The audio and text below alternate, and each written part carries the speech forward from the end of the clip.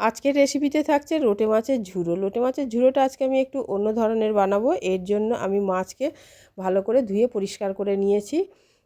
এবার এখানে একটা মশলা বানিয়ে নেব। আদা, রসুন, গোটা জিরে আর কালো সর্ষে ভালো করে ভিজিয়ে মিহি করে পেস্ট করে নিলাম। নিয়ে এবার মাছগুলোর মধ্যে মশলাটা দিয়ে দিলাম, আর দুটো পেঁয়াজ কুচি, দুটো টমেটো কুচি আর লঙ্কা কুচি দিয়ে দিলাম, হলুদ গুঁড়ো, লঙ্কা গুঁড়ো আর পরিমাণ মতন লবণ আর সর্ষের তেল দিয়ে খুব ভালো করে মাখিয়ে নিলাম।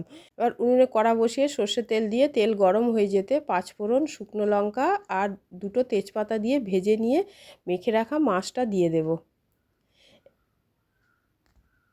এবার মাছ দেওয়ার পরে মাছগুলোকে পরপর সাজিয়ে নেব। আমি এখানে মাছগুলো গোটা গোটা রেখেছি, কারণ কাঁটাগুলোকে পুরো গোটা অবস্থায় বের করে নেওয়ার জন্য, যেটা খাওয়ার সময় কোনো অসুবিধা যাতে না হয়। দেখো, সেদ্ধ হয়ে গেলে কাঁটা চামচ দিয়ে কাঁটাগুলোকে এইভাবে তুলে নিচ্ছি। এবার জল শুকিয়ে গেলে ধনেপাতা দিয়ে দেবো, দিয়ে আর একটু জল শুকনো করে নামিয়ে নেব। তৈরি হয়ে গেল লোটে মাছের ঝুড়ো।